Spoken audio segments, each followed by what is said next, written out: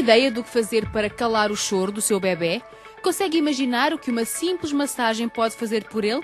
E já agora, sabe como e quanto deve estimular o seu filho? Pois bem, este livro contém estas e outras respostas. Eu já tive a oportunidade de o espreitar e hoje vou fazê-lo consigo. É já a seguir.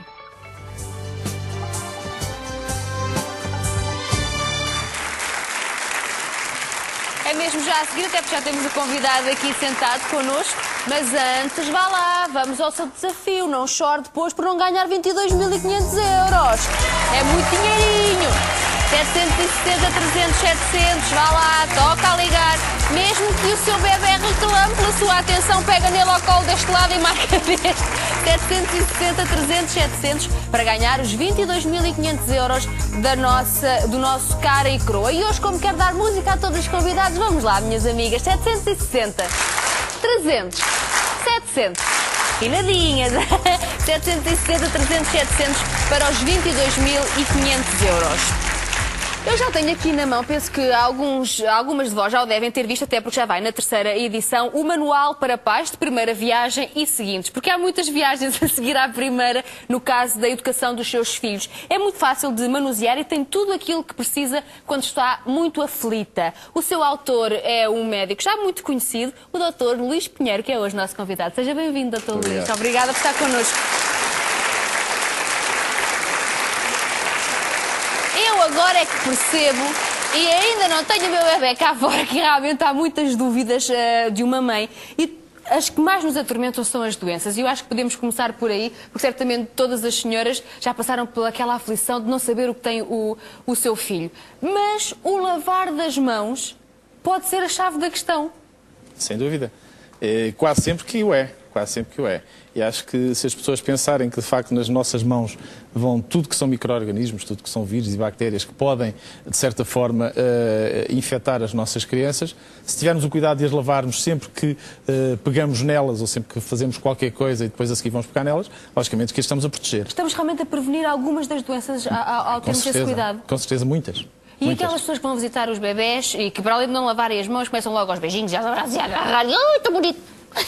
Para essas ainda mais importante é a lavagem das mãos e o cuidado que, de facto, com os beijinhos, as crianças têm que ser protegidas de alguma forma e temos que ser nós a protegê-las. Temos que as proteger e há quem diga que quando elas vão para a creche, para um infantário pela primeira vez, que apanham logo todas as doenças, há mães até que os tiram depois com medo de que elas sejam contagiadas. Devem fazê-lo ou não? Não propriamente. Logicamente que quando as crianças vão para um infantário, onde têm um contacto permanente com outras crianças, e muitas vezes não só com as crianças, mas com as educadoras, que também são portadoras de bichos, entre aspas, logicamente que elas vão ter que começar a lidar com aquela grande panóplia de bicharada com que nunca entraram em contacto. E isso vai, como é lógico, não tem ainda defesas, vai com certeza começar a fazer com que elas vão estando frequentemente doentes, por assim dizer. Mas até há quem diga que é bom elas logo de pequeninos apanharem varicelas, charampos, aquelas coisas todas. É bom que seja logo no início? Não propriamente. Eu penso que quanto mais tarde apanharem as doenças, mais defesas provavelmente terão. Agora, logicamente que elas têm que ir tendo contacto com os variados vírus, com as variadas bactérias, para poderem criar alguma resistência. Quando me pergunta se devem sair do infantário quando fazem infecções de repetição, provavelmente não. Provavelmente teremos que ter alguns daqueles mecanismos de defesa, desde a lavagem das mãos a outras proteções, que terão que ser feitas. Mas, por exemplo, a criança começa com um bocadinho de febre e está no infantário. Devem logo ligar aos pais a dizer: venha buscar o seu filhote porque ele está a ficar doente? Pois, isso é uma coisa que eu quis, de certa forma, pôr no meu livro, porque hoje em dia chamam-se os pais por tudo e por nada, e de facto, quando uns pais que têm o seu trabalho põem a criança no infantário, de certa forma, é para que ela, durante o dia, possa estar acompanhada. E também não é para que eles, por qualquer motivo, por uma borbulha, por uma febre, por um espirro, sejam logo chamados e perturbem todo o seu dia-a-dia, todo o seu trabalho. As implicações que isso faz são grandes. Portanto, acho que há determinado tipo de sintomas que têm que ser conhecidos.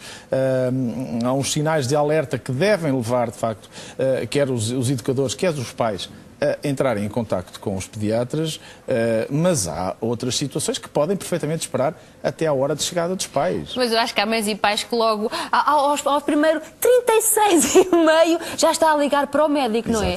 Exatamente. É um bocadinho isso que eu quis transmitir, foi que, de facto, o bom senso, o instinto e a sensibilidade dos pais tem que ser aquilo que os deve levar a saberem triar as situações e poderem esperar sempre um bocadinho, porque não é preciso ir logo a correr.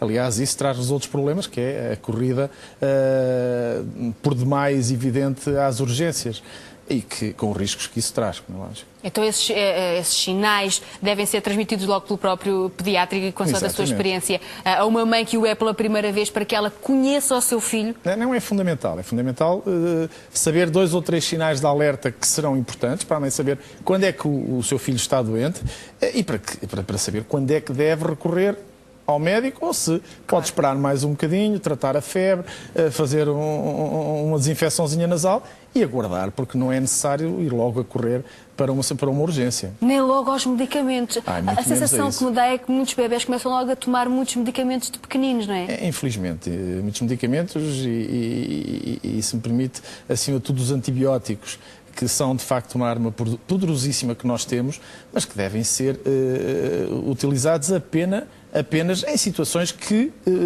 sejam passíveis disso. Portanto, o antibiótico que é dado à torta e direita e que a mãezinha, só porque a criança tem febre ou tem um catarro, se lhe desse um antibiótico, logicamente que isso vai, de certa forma, destruir algumas bactériazinhas que são boas e que existem no nosso organismo para nos defender e destruindo-as vão criar resistências e vão fazer com que mais tarde a criança, se calhar, quando tiver... E não responda da mesma forma ao próprio antibiótico, não é? Portanto, é deixar esperar um bocadinho, aguardar com calma. Sim. E lavar as mãozinhas para fecharmos este ciclo das doenças. Mas o lavar das mãos pode prevenir exatamente o quê, por exemplo? Pode prevenir todas as situações. Se repararmos uma criança num infantário onde há várias crianças com ranhos, com tosses e que as educadoras os limpam, bastam, quando passa de um para o outro, se não lavar as mãos, transmitir através das mãos, e as próprias crianças, entre elas, transmitem através das mãos todos esses vírus ou, eventualmente, outros agentes potencialmente problemáticos. Portanto, é um recado também para quem trabalha em todos os infantários e para quem tem mais do que um filho, porque não se consegue controlar as crianças, não é? Essa lavagem das mãos mais do que obrigatória, digamos assim. Passemos então ao choro. Há códigos de choro que as crianças têm para que nós percebamos se está com fome, se está com uma dorzinha? Há de facto códigos de choro que nem sempre são fáceis de identificar. São sempre difíceis. E particularmente numa fase inicial, em que as criancinhas são mais pequenininhas, o choro pode ter várias causas.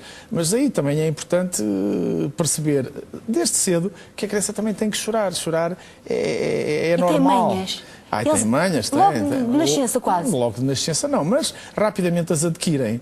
É um computadorzinho que vai adquirindo dados e percebe as passwords todas. Ou seja, ele sabe que um choro pode ser sinal de colo a seguir? Sabe, percebe-o rapidamente. Então é deixá-lo chorar? Não sempre. É preciso, de facto, saber definir o choro. Perceber se o choro é de fome, se o choro é de frio, se o choro é da criança que está irritada. Se o choro é minimamente o deitar cá para fora, o stress que a criança tem. E consegue imitar esses tipos de choros para nós percebermos? Nem pensar. Mas é depois a própria mãe que, com o evoluir, vai percebendo. O dia-a-dia da mãe e o contacto com o seu filho vai, de certa forma, permitir que ela comece a definir os tais e a perceber os tais códigos do choro.